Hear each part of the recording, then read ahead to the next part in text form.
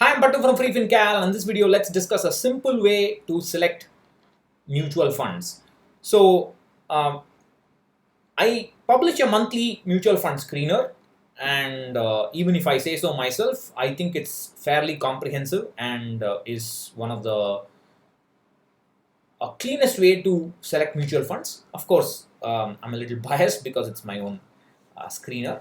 Unfortunately, some of the filters and some of the entries in my screener may be a little difficult for a complete newcomer to understand and appreciate. Of course, it's not rocket science. With a little bit of effort, anybody can understand. But when I see, I go to corporates and I talk about the need to invest in equity as a first step. But as a second step, what should they do? How should they select their first mutual fund? And how, in order to address that, there should be a simple way for them to select mutual funds without using my sheets with publicly available information, say from value research. How to take the data, select certain columns which are relevant and which are not, and from them quickly select a mutual fund within 30 minutes, maximum 30 minutes. Now, a smart guy can do it within 15-20 minutes, but 30 minutes. So I prepared the screener for a for a corporate meeting, a second corporate meeting. I had already done the first part and they wanted me to come back for the second. So I thought I will share this method with everybody as well. So that's just the image to point out that you can select mutual funds in a nice, simple, relaxed manner. Don't read too much into it. So what we will do is go to value research fund selector, and in this fund selector, I think for a new investor, it may be better for them to stick to the 15 largest fund houses so that they don't get into trouble with the young, small fund houses. I mean, everybody makes mistakes in the mutual fund business, but if they're a large fund house, they have the money to withstand those mistakes. A small fund house may not be able to. So, using that as a criterion, we'll take 15 largest fund house, and you can choose all equity funds or all hybrid funds, whatever, all debt funds, whatever you want. My suggestion is to I would select what I'm going to show you now is to I have done the hybrid. Where is that gone? Whoa, whoa, whoa! There it is. I have taken this aggressive hybrid. I have removed the direct plans because I have a longer history. I'm going to remove unrated. The reason I'm going to remove unrated is not because start ratings are important, but because of the SEBI categorization, some funds have changed completely. Their scheme mandate has completely changed, and value research has retained the star rating only for funds where the scheme mandate has not changed too much, in their opinion. So I'm going to go by their opinion and exclude not rated funds, because if the fund is not rated but still have a considerable history, it means that because of SEBI regulation it has changed investment strategy, then there's no point looking at past performance. Therefore, as a quick method to do it, I have excluded the funds which are not rated currently. I've also then you can also exclude plans suspended for sales. You can also exclude fixed maturity plans. You can also exclude closed income. Of course, FMPs won't come in aggressive hybrid, but as a formula, you can adopt this, and that's about it. You can update this, and that should give you the new filter. So what you must do is you have a snapshot screen. Download this. You may need to log in and so on. Download this. I've already done it. So download the snapshot. Go to the returns tab, and then this returns that you see 1 month, 3 month, 1 year, 3 year, 5 year, 10 year. Download that as well. Then you go to the risk stats.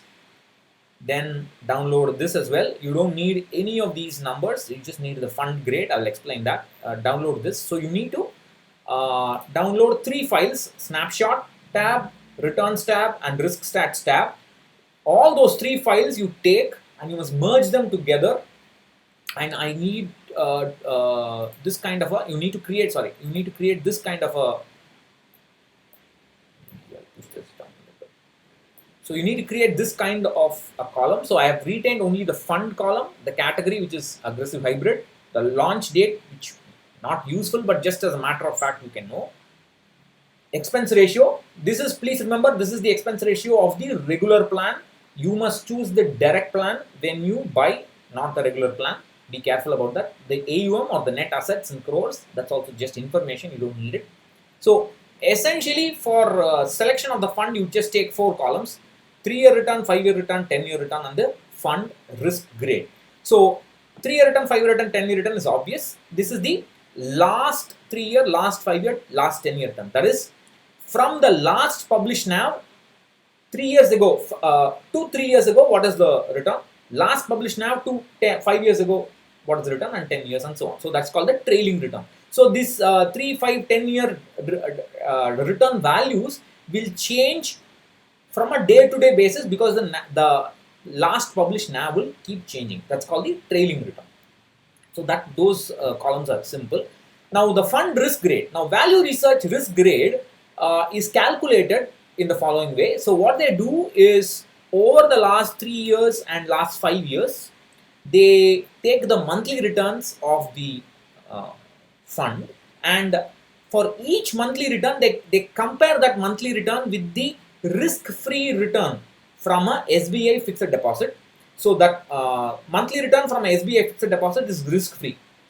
There's no risk involved. That's the assumption. There's no at least market risk. There is daily, day-to-day risk.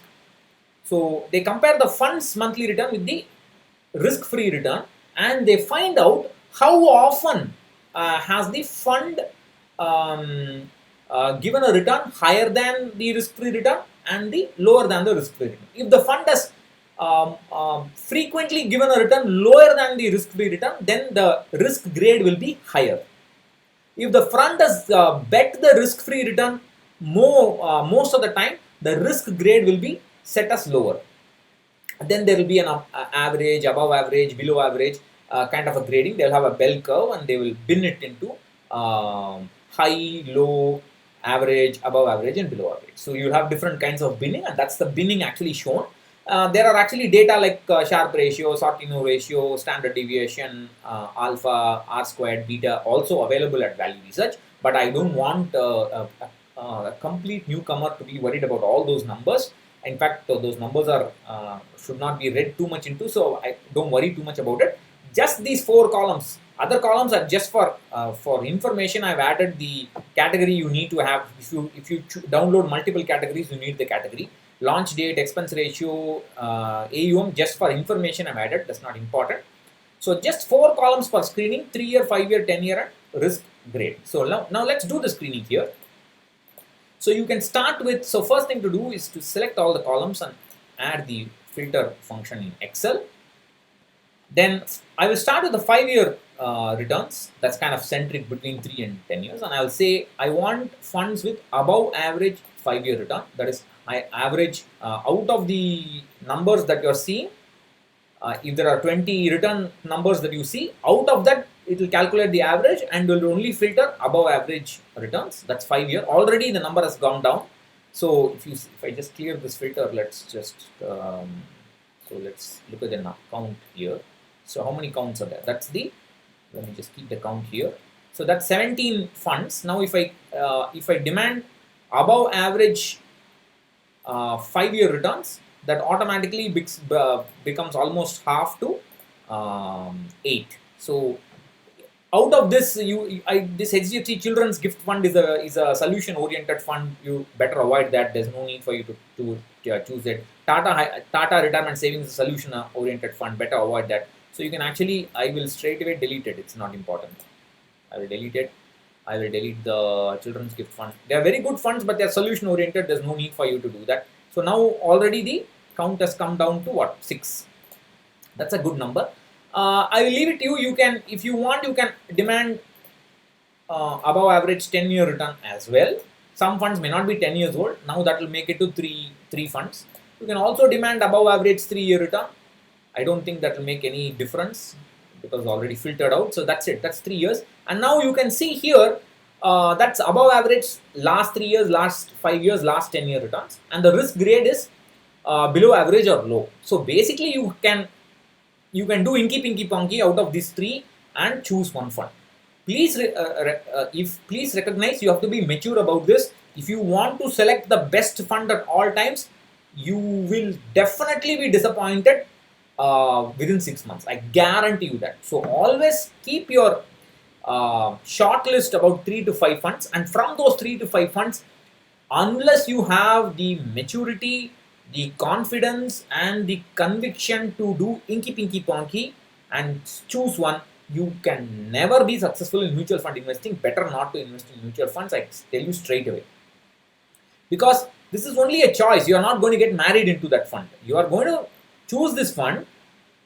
Don't start an SIP, just invest manually. You're going to invest manually every month, assuming you're salaried. You're going to invest manually some amount every month, and you're going to give this fund some time, let's say 3 years at least, for a long-term goal. And after 3 years, if this fund has not performed, let's say you look at the compare the fund with its benchmark, and if you think it has not performed well in the 3 years and you're paying too much expense ratio for it, get rid of it and buy another fund. That's the only way out. If you want, give 5 years time for it.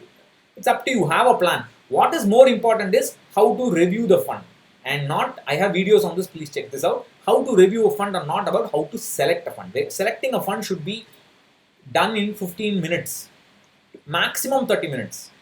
And you must, the background is you have a clear goal, you have an asset allocation and all that. Once you finish all that, final product selection should be only 15 to 20 minutes, that's all. So you can choose a fund with the above average 5-year return and low or below average risk rate. You can add to that above average 10-year return, last 10 years and last 3-year return as well. That's up to you. It depends. You have to see, this depends, the number of funds that come in the final shortlist depends on the category. Sometimes you will get 5 funds, sometimes you will get 1 fund, sometimes you may get no fund at all. Then you have to modify your cat filter. You have to learn to play around with it. I mean, there's no one single solution for all this. Please give this a try and see what happens. You can ask, how is my monthly screener which I publish every month, how is it different? See, you are only looking at the fund performance in the last 3 year, 5 year, 10 years. I will look at I will look at every possible 1 year periods in the past, 2 year, 3 year, 4 year and 5 year periods in the past. I will also look at how consistent has the fund been in protecting investors when the benchmark index has fallen down. So when the benchmark index falls by 10%, has the fund fallen more than that or less than that? And how consistently has it been in this?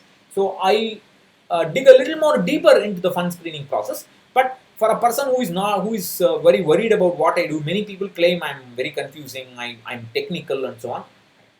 But you need to be technical if you want to be simple. That's the only way. Mathematics is only is to define common sense. That's the way I look at it. But if you are worried about mathematics, one, it means you have not properly understood what it is about. Two, there's always a simpler way out. Choose this, and that's one way to go. But please recognize, never get married to your funds. Fund selection should be pretty much immediate. What is more important is fund review, and do not keep buying more and more funds.